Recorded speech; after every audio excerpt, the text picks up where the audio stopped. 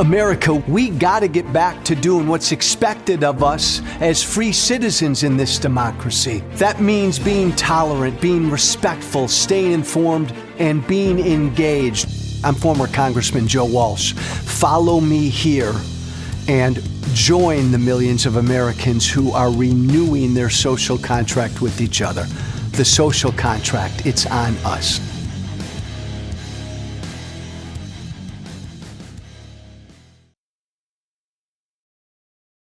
We've got a fun, interesting, engaging, important conversation tonight.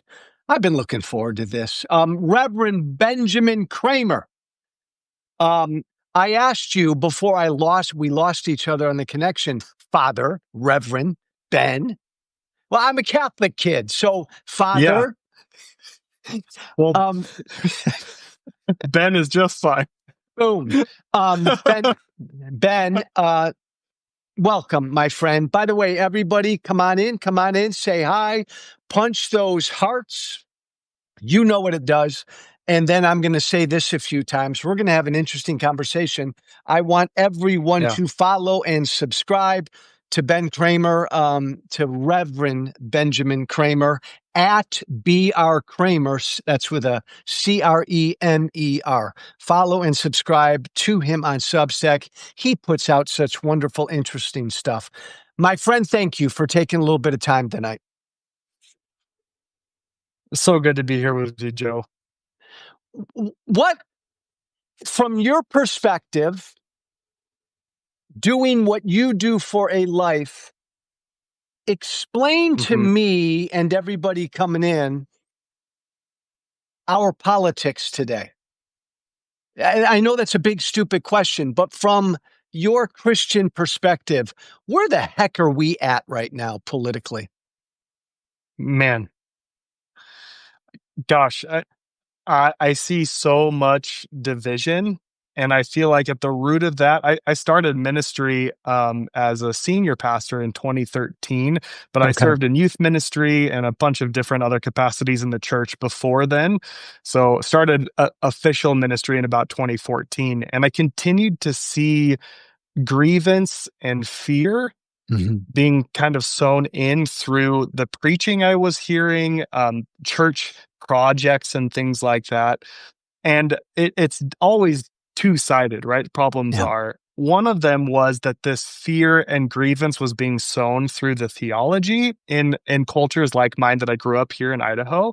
But the other side was there was a bunch of concerns that were being raised that were either mocked or made fun of and not addressed. And so that creates a recipe for people crying.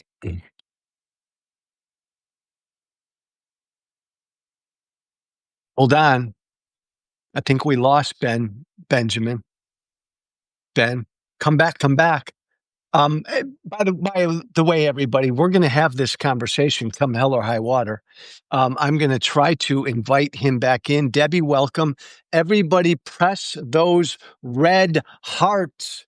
By the way, he's in Boise, Idaho. It's freaking beautiful in Idaho. So if he's got a weak connection, we're going to cut Ben some slack because, my God, he's in Idaho and it's gorgeous there. So I'm going to try to invite him back in. Don't move. Hello in Vancouver. Hello, Jim Denny in Appleton. We were talking behind your back how it doesn't matter if you have a weak connection. Where you live is God's country. It's so damn beautiful. Yeah. I don't care what the internet connection's like. Yeah, it's always like this. But continue down this road in that you said something that grabbed me. People would raise concerns and they were mocked. Explain that. Yeah. I think that's where we're getting a lot of the resentment around education communities, or like they call it the elite intellectuals and things like that, because when rural people or people who are not involved in mainstream politics or anything raised concerns, a lot of them would be mocked or ridiculed or Yeah. sidelined. And so any kind of fear or grievance that's being sown into the broader faith community as well is just going to be galvanized. And that's a prime target for any authoritarian strongman to come in and say, Yes. hey, they're not listening to you. You have these concerns, and I'm the answer for it. Spot on. And in my world of politics, Ben, that's exactly what happened. These were folks who told me, Joe, you all have ignored me for years. I'm concerned about immigration and crime and all the Hmm. rest. And then along comes Right. this guy and he says, I'm going to build a wall and keep people out. And oh my Exactly. God, Joe, finally somebody's listening to me. I heard that over and over. Yeah. Exactly. It was more of just being heard. Like, he's talking about Uh, things. He may not be talking about it in the way that we care about, but at least he's listening. It was the perception. how do they, Ben, these folks who felt ignored, a lot of folks who voted for me, and Trump comes along and he's given the impression that he's listening. How do they though reconcile that with their Christian faith? Walking alongside people in the church who have been trying to navigate that. The first election in 2016, it was, we're going to plug our nose and vote. Yeah. We just can't vote for the other side. And it really comes down to a compromise of values. We're going to put it all in the abortion basket or the immigration basket. Uh, And those things we can't compromise on. So if we hear the other side acting like they're going to, then we have to vote. That it's the lesser of two evils is what the phrase that will be said. That we have to vote for the lesser of two evils, no matter what happens, because we just simply can't vote for the other side. you grew up, am I right, in a conservative Christian environment? Yeah, more like actually further to the right. It was more fundamentalist Oh, wow. Okay. Christianity. And so then, coming into more conservative evangelical spaces, I thought that it was more lax, actually. Yeah. And then, Wow. later on, continued to refine my faith since then. Um, what, and Ben, this is probably impossible to answer, but kind of what ultimately tipped you out of that environment? It was, ironically, it was education, Mhm. exposure to different faiths, different belief systems, and traveling. I traveled many places in the world, and that will just that Yeah. that prevents you from staying isolated, right? And fundamentalism thrives in isolation. And so once I was exposed to education, ministry in other parts of the world, people with very different beliefs than me, I had this faith crisis of, well, do I love the person in front of me Yeah. or my beliefs more, right? And that just brought about a huge change. By the way, everybody listening to us, I'm speaking to Reverend Benjamin Cremer. He's in Idaho. He is a Wesleyan pastor, a writer, and a theologian. Follow him and subscribe to him on Substack at BRCREMER, at BR Kramer. Um, my former party, the Republican Party, what a bizarre road I've had, Ben, from the Tea Party to the Yeah. Democratic Party. Um, Wow. well, I was right. I'm trying to wrap my arms around it, and I've always known it's there, this notion of Christian nationalism, but I Mhm. increasingly find it really scary and something that Yep. I think folks really need to pay attention to Yep. because I don't think we are. I know you're bombarded with this, like, what is it? I want to ask you that question for folks who Mhm. are not super familiar. What is Christian nationalism from your perspective, Ben? Gosh, yeah, and it's such an important question for our time right now, and I think you would agree with me that any movement you look at has, varied shades, Yeah. right? And there's a a whole swath of maybe Christian nationalism light are Yeah. people who believe that America was founded on Christian values. They want to see it that way. They're not gonna advocate for political violence. They just really want to vote their values, right? So that's more Christian nationalism light. The variant that I was raised in or raised to believe was that we had to take this country back because it was being threatened by an evil force, right?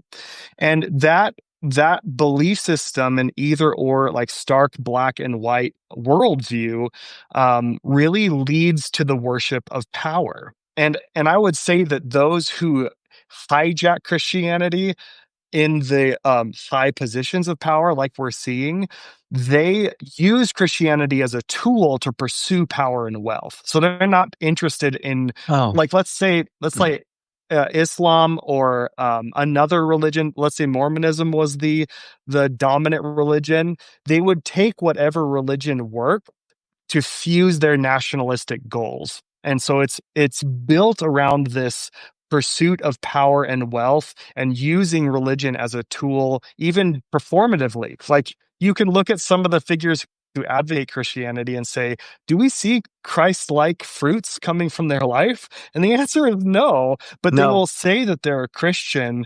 performatively, simply to gain support and followers, to say that they're on a mission from God. Because if you say you're on a mission from God, who can question that?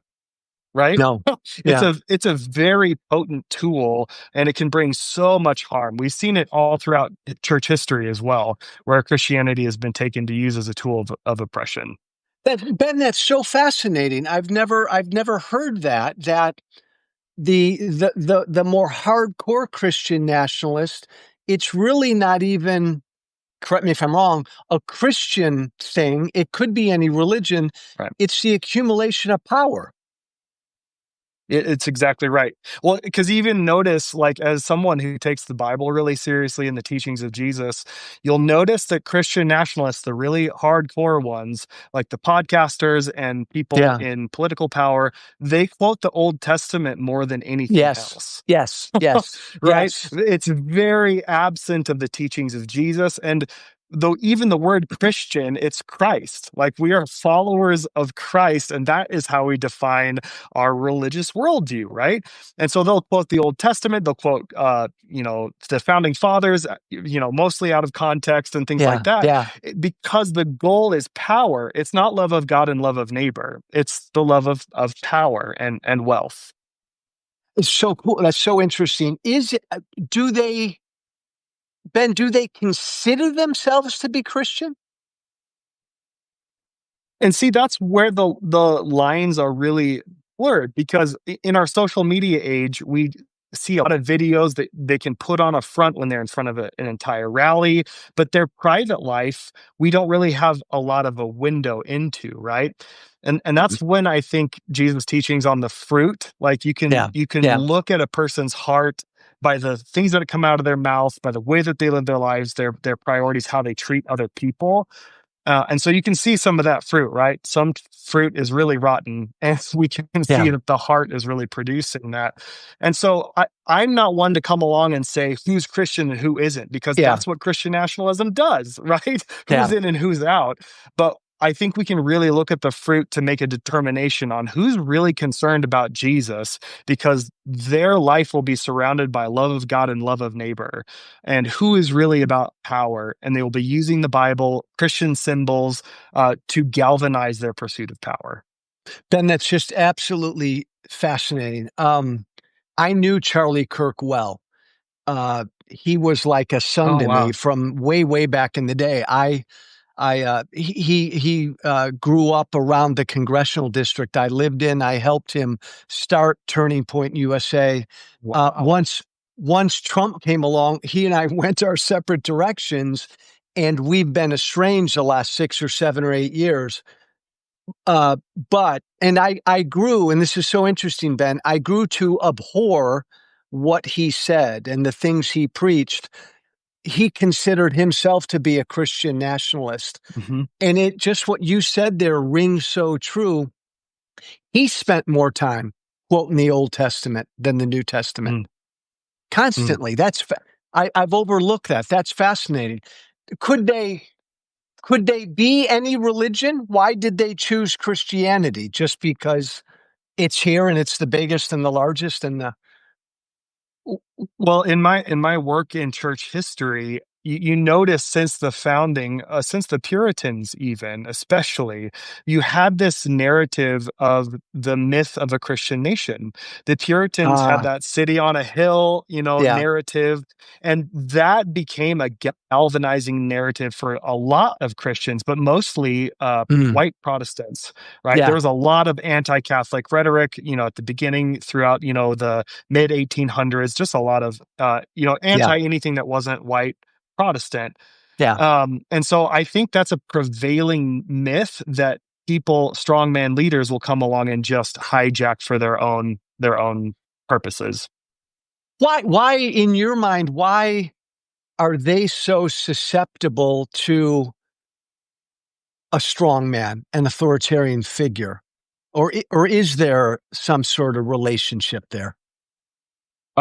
I in my pastoral ministry and personal experience, because I was susceptible to this for a long, long time. Yeah. Again, it comes down to fear that Mm, there's you on the one side they will point out to grievances that haven't been heard and all these things, but on the other side you'll see this extreme demonization of people. It's mm, the other side politically: immigrants, independent women, people yeah, of color, any LGBTQ people, yeah, like any marginalized group that they can demonize and turn into an enemy that is so evil that you'll justify the worst thing against them because they're such a bad enemy, right? It's like, well, those people in power are bad, but they're saying they're on my side, but these people are just way worse. And so yeah, at the root of it is really fear. And that's why, like, the Bible says do not fear over 365 times. And like, anyone who comes along and exploits fear yeah. is not operating in the God I believe from scripture. Um, Again, entirely consistent with my political world. The old Joe Walsh, who was the right wing radio guy, that was the whole game. Ben, your daily show, Mhm. man. What could you talk about that would scare the you know what out of your listeners Yeah, and get them all wound exactly. up? And I engaged in that way too much that I'm proud of. Um, what in your day-to-day ministry and your day-to-day preaching and everything you write about, how much of a focus is you focused on talking about Christian nationalism? Well, I think because of my upbringing and, Yeah. I've lived in Idaho, except for like 3 years in seminary, I've lived in Idaho my whole life. And so it's hard not to talk about it when it feels like it's a daily reoccurrence in the Mm. news, in people's lives. And so I actually kind of drill down a bit further and talk about how Jesus defines power and how we are Ah, called not to take up swords, but our crosses, wash feet, not pick up gavels. We're called to break bread, to love our neighbor as ourselves, see everyone in God's image. And that is such a different way of defining power. Jesus had the power, if you believe deeply about who Jesus was, he had the power to call down legions of yeah. angels to force the world into submission. And he washed feet instead. Like, that Weak is how Jesus used power. weakness, Ben, they will tell you. That's Exactly. weakness. Yeah. That's not That is strength. utter weakness. Yeah. You do get that. Oh, all the Yeah. time. My masculinity will be questioned, my sexuality will be Yeah. questioned. Like, Yeah. as far as some people are concerned, I'm a demonic Mm. heretic beta male. Like, that's what I'll hear. How do you how do you deal with that?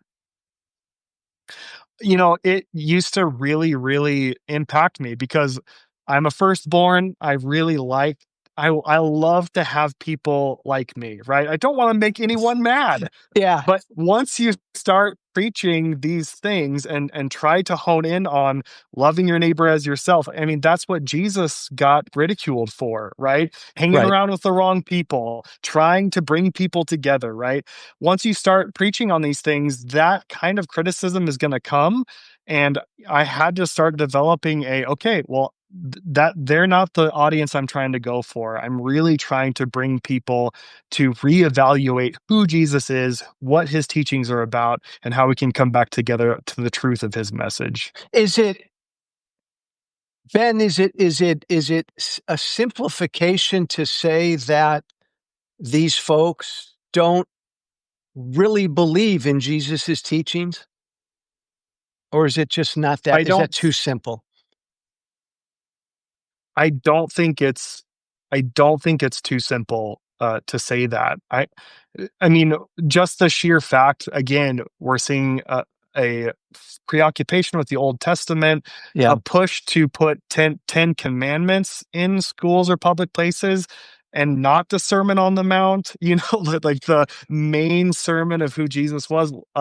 So I really do think that um, who was it? Russell Moore, actually, who, Mhm. one of the top Yeah. evangelical leaders. He said something really profound in an NPR interview that I experienced all the time as a pastor, Hmm. where I would be preaching around the teachings of Jesus, especially around election cycle, and people would literally come up to me and say that that's too weak for right now. Maybe we can Yeah. return to that Yeah. once we're at peace. Yeah. Yeah. But those teachings are not effective, right? We Yeah. have to fight fire with fire, right? This, again, a very fear-based mentality. I'm like, this is why I'm in ministry, is the teachings of Jesus. Like, that's what Yeah. changed my life. And that's what I want to see that change in other people. No, you're right. That's when I moved away from MAGA and I preached to these folks and I engage with them on a daily basis, they've told me the same thing. Joe, we'll get back to that. Right now, we need a strong Yeah, man because Ben, right. they've like got this vision of America that they've painted for me where Mm, it was mostly a white Christian place and men married women, women married men. It right. was understandable. My dad's plant was in town. They've got this Hmm. notion. And part of that was America was a Christian nation, they Right, believed. right. And I often say, like, they'll tell me they no longer believe the democratic process can get Mm, that America back for them. It's going to take a strong man to get it back for them. right.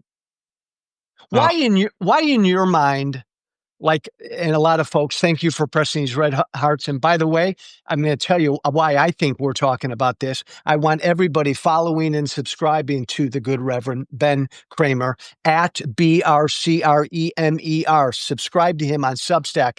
This is such an important topic right now in this country. Why are we talking about this, Ben? And why is it, in your mind, a threat to America? yeah. I mean, you can trace this kind of threat has been around for a long time. Yeah. I mean, Yeah. the Confederacy hailed Christianity as its foundation, right? Written into its constitution. KKK claimed to be Christian, right? So I think in my pastoral ministry, I feel like there's a desire to resist seeing the extremism in our own religious group. We Yeah. love to look at extremists in other religious groups, but we don't really honestly reckon with the extremists in our own. And so that kind of mentality you've seen since the beginning of our country. Yeah. And during the 50s, especially during the rise of the religious right, versus Board of Education, they were really against segregation. They couldn't Mhm. come out because of the civil rights movement and say that they were the pro segregation party. And so they really zeroed in on abortion as their main issue. Mhm. But they kind of use abortion as the spearhead to implement a lot of these other issues that they have framed and couched now as Christian values. And so I have both an urgency, but also a lot of grace for the average Yeah. person who's Yeah. just kind of thrown into this propaganda mill, because a lot of pastors have been trained in that perspective too, right? Ah, And it's a threat because it really does undermine the working together, right? It yeah. frames Christianity as the only viable option, but there's Mhm. 200 different sects of Christianity in our country alone, right? Yeah. So, Yeah. like, you're saying this one sect of Christianity is the only truthful form of it, let alone all the other belief systems, all the other religious views, all the non-religious views in our country. Like, it's not a clear-minded approach to these things. So it's a threat because it frames taking the country back as not working together, Yeah. as not seeing compromise, as not trying to understand where each person is coming from, and that's a dangerous mentality no matter who holds it. Is Ben is I mean, obviously, again, we don't know what anyone's faith is, and I just think Right. Trump is an idiot and a bad, horrible human being. But is Donald Trump, Ben, in your mind, just kind of a vehicle for some of these folks? I have thought that so many times. I Okay, mean, when he has been questioned directly about his Christian faith, his perspectives on scripture, there's no nothing. foundation there, No, right? no. Nothing. And so I really do think that he is a convenient tool for a lot of these really dangerous platforms to try to get leverage and power. I think that's right. And I also think I was a Republican my whole life. I believe that, and I like the way you spelled it, Ben. There's Christian nationalism light and Christian nationalism more hardcore. I think it's the Hmm. animating force in the Republican Party. We've got major political parties in this country. I really see Christian nationalism as the driving force. The Speaker of the House, Mike Johnson, has publicly Yeah. attested to this. JD Vance has spoken to this. A lot of the most influential MAGA voices, Charlie Kirk was one of them, speak to this. Hmm.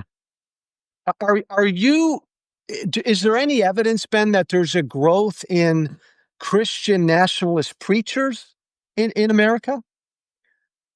Well, that's what I think makes the movement so dangerous, is that it's not tied to one specific Hmm. denomination, right? It can be in Catholic circles, Protestant circles, as much as it can be in Yeah, LDS circles, right? So it's very amorphous, but the coded language you can find is there. And I've really thought for a long time that the most extreme voices, the majority of Americans do not agree with, right? yeah, But the way that they get support and power is using values that good, caring people do yeah, care about, right? yeah, To get yeah. them hooked into the movement. And so they may have the masses support certain things to get their agenda passed, but it's not tied to a specific movement. And so I don't think their numbers are necessarily growing, but they just use Christianity and verbiage and political maneuvering in such a way to leverage that power to get the most out of it. Even like Ben, you and I would acknowledge America has a lot in common with basic Judeo-Christian values, but that is worlds apart from America is a Christian nation. Those are two different things, distinctly.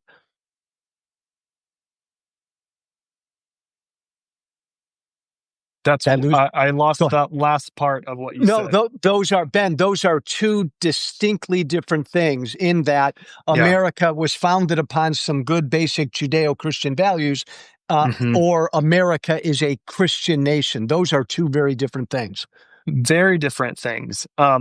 First of all, starting from Jesus' teachings, where I Yeah, believe every follower of Jesus should, Jesus was the embodiment of all that Israel was supposed to be, right? So God chose a nation, Jesus came and fulfilled that, and then established the church that includes every nation, people of all the world, right? And so there's if Jesus wanted a Christian nation, he would have founded one himself. But Yeah. he Yeah. established the church, right? And you see that beautiful representation of all people of all languages and nations in the book of Acts. But our founding fathers made it very explicitly clear Yeah. that we are not a nation founded around a specific religion, right? Even though that there was language that was Christian and Jewish at the time that framed a lot of concepts, Enlightenment philosophy was the Yes. most dominant, Yes. right, the dominant perspective of the time. And you can just see that in spades in the Declaration of Independence, the Yeah. Bill of Rights, and other things.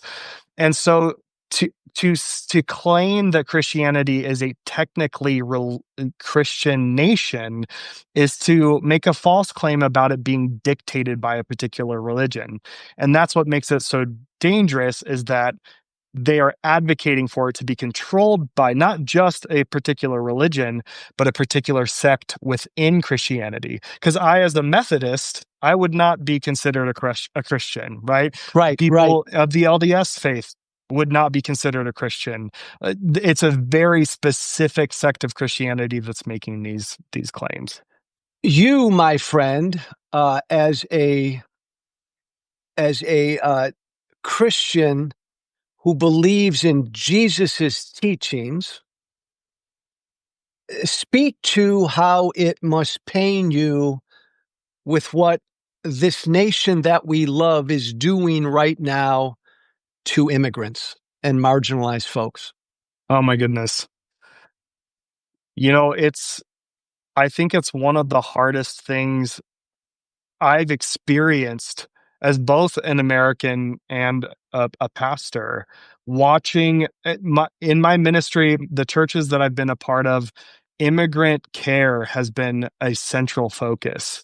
And to see the terror and the Yeah. fear of people waking up every day wondering if this is going to be the day that something is going to happen to a family member of theirs, Yeah. and to have that be one of the most consistent, like there's some ambiguous things throughout the Bible that we should debate and that we should have good, like that are ongoing theological debates, right?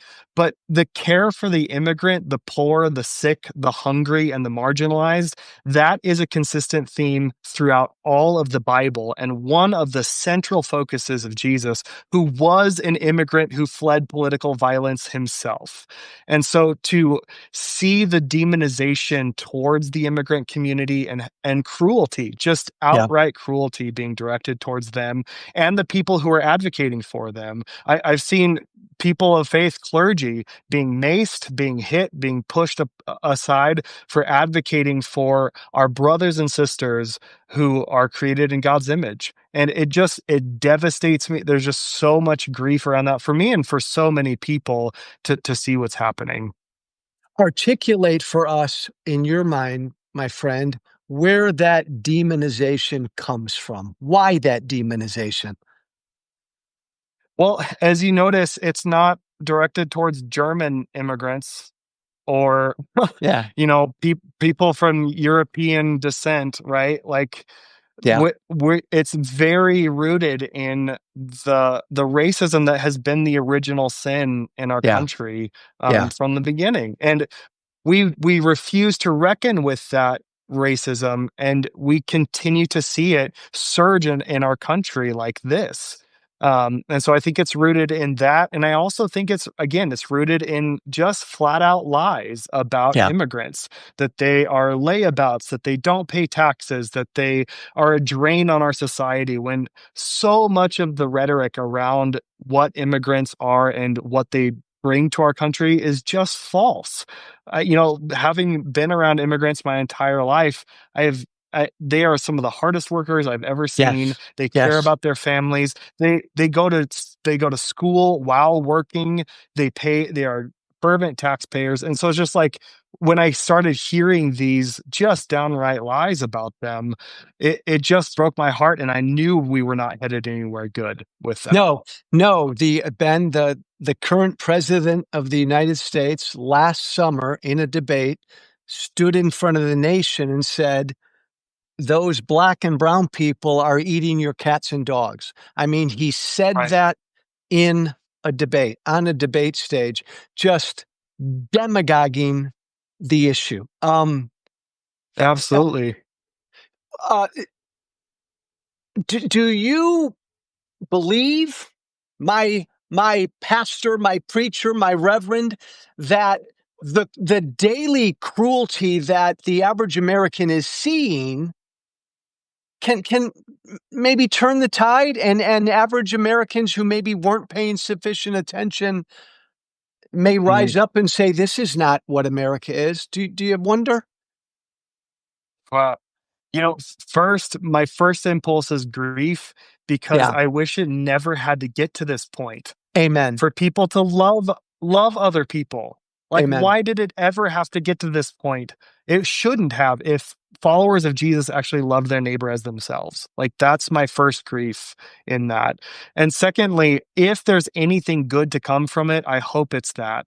I hope it's because they see people created in God's image being mistreated in such a way that they finally are able to question things that maybe we're not heading in the right direction. And I do hear that, at least in my local circles, I do see that narrative starting to shift. That so many people are raising their voices against such cruel immigration procedures.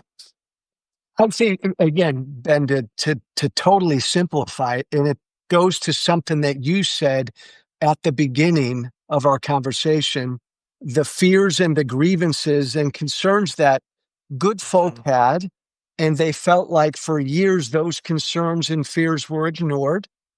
The Right. Democratic Party, my new political party, I love them, but this issue of immigration, they kind of didn't pay enough attention to.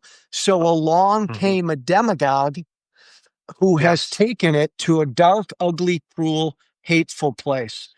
Um, but Ben, like I so love the passion you expressed about this issue.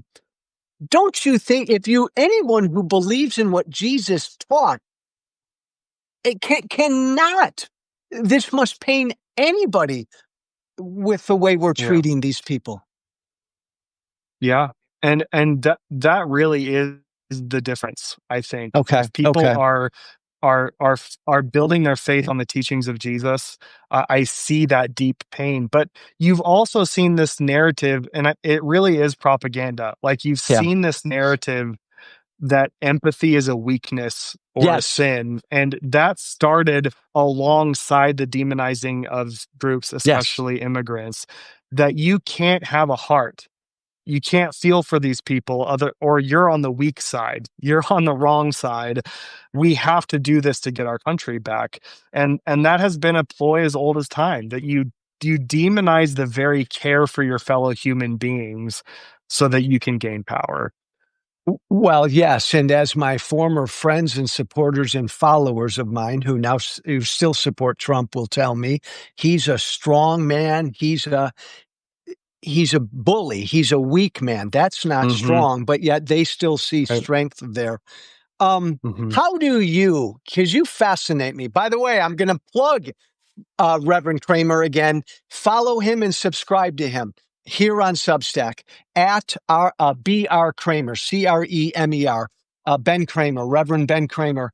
How do you fascinate me because you're dealing in two worlds, Christianity, but yet politics. How do you Hmm. balance all of that? How do you balance that, my friend? Yeah, it's a difficult balance. I think anyone who's honest about their faith and about the political world that we live in, if again, as a recovering fundamentalist, I'm trying to avoid fundamentalism, right, in any way. And so I Yeah. can't go from one fundamentalism to the other extreme side and be a fundamentalist there. And so to navigate the intersection between my faith and the political world, it means that and this is something that I think so many people are struggling with right now, especially in Christian nationalism, is humility. It Ah, starts with this claim that I don't know it all. I don't have all the answers, but I want to pursue those things in wisdom together, right? Not thinking that I have all the answers, but to come to those answers collectively, right? That's working together. And so that's the point that I try to start with navigating my faith and the political world. And then the other side is that there's been this narrative in the church that the gospel isn't political. It's yeah, just about your own yeah, personal salvation. It's individualistic. When I read the teachings of Jesus as deep care for the poor, the yeah. marginalized, helping our neighbor, right? It's physical needs as well as their spiritual needs. And so I can't get away from that. And that's a deeply political conversation, right? And so I look for the voices right now that are that are not stoking fear in people's hearts, but Yeah, who are stoking compassion and putting other people first. Because you can hear that in political circles, you can hear that yeah. in faith-based circles and non-faith-based circles, right? But those are the voices that I'm looking for that are actually putting other people first and advocating policies that are going to help my neighbor rather than harm them. I've so appreciated your time. I've got two more questions for you, Ben. This has been Yeah, just so much fun. Thank you, my friend. Um, I really appreciate being here. as a man of faith, as a pastor, a preacher, a reverend, because of what's going on in the country right now, is there a part of you that feels like you have to be political? You have to grab your whatever and engage because of what's going on every day. Oh, absolutely. I think so the way that I've come to think about it is that I couldn't help that this movement came along, hijacked my faith, Okay. and made it a tool of oppression and pursuit of power and wealth, right? So for especially as a pastor, if I were not to speak up about it, Yeah. they would shape my reputation as a follower of Jesus. And they don't speak for me. They don't speak for me as a Christian. They don't speak for me as an American.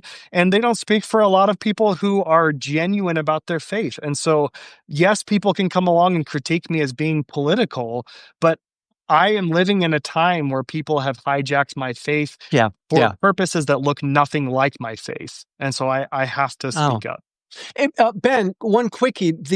When you said at the beginning, the Christian nationalist light, those folks, Mhm. they're they're they're reachable, correct? I mean, anybody's reachable, but you speak to these folks. These folks can see both sides on this, or Mhm.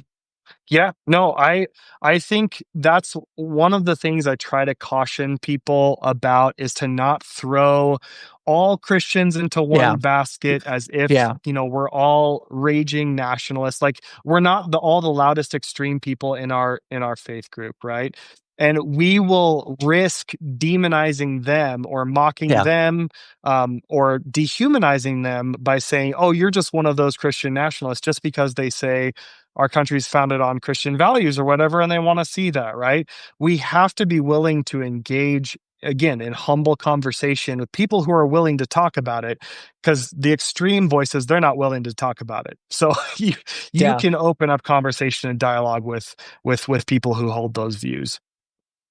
I lied to you. I have two more quick ones, and then you and I are done. Okay. From a political perspective, I see Christian nationalism as the animating force in my former political party, and I worry about what the future holds. Yeah. From a Christian perspective, do you feel like it's growing and or it can be defeated and whatever the word is? Do you worry about it like I do from a political perspective? Mm. I have concerns every single day, and I think one of the most grievous things that I've been told is that I don't love my country or I don't love my faith because I critique.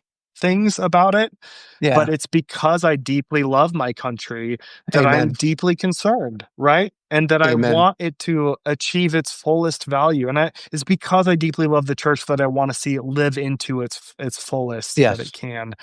And so I'm deeply concerned about the direction. What gives me hope is history of our country, that we've Yeah. been in similar spots before, but the wise voices, the better nature has prevailed, and I'm Yeah. hoping that that will happen here too. But it means that we can't stop, we can't be apathetic. We have to keep speaking up. We have to keep advocating for our neighbor, and so that gives me hope. And I am of the deepest belief that love is going to have the last word. No matter how long this persists, no matter how cruel it can be, the voices of love, like Martin Luther King Jr. said it best, the arc of the moral universe is long, but it Yeah. bends towards justice. And Yes. I don't think we can fight against that reality long. I think what we're seeing is a movement that knows it's losing power, knows Mhm. it's losing influence, and it's trying to grab as much power and wealth as it possibly can because it knows it's cooked. It knows it doesn't have the staying power, right? And so those sorts of things are things that I hold on to for hope. You and I are a lot aligned on that. I've often called Trumpism like the last gasp of white America, the last gasp That's a good way to put yeah. it. Yeah. Um, um, Reverend Benjamin Cremer, that's Cremer. Follow him, subscribe to the good Reverend, to Ben. My last question, my friend. 2 months ago, it was either a newsletter piece on Substack or a sermon, a piece you wrote called "Losing His Church, Finding His Calling." Did you write that? Hmm. I don't think so. I loved it. I thought I read it newsletter on your Substack. Losing his church, finding his calling. I'll find it and put it in front of you. Hey Ben, this was Yeah. just a gas. Thank you so much, my friend. Thank you so very much. I appreciate you so much, Joe. Thanks so much for the work that you're doing, and I'm really glad that we're in this together. Thanks so much for having me here. You're an inspiration, my friend. Thank you. Everybody else, thanks for listening to us. Be brave. Thanks, Ben. Thank you.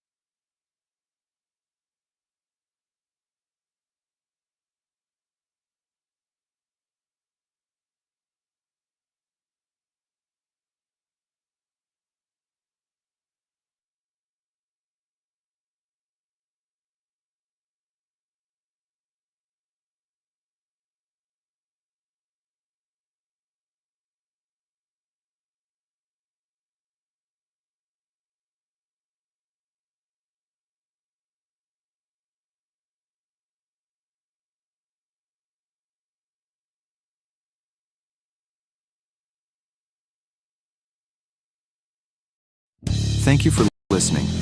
Remember to listen, share, and follow The Social Contract with Joe Walsh on Apple Podcasts, Spotify, and everywhere great podcasts are found. And be sure to leave a 5-star review. This has been The Social Contract with Joe Walsh.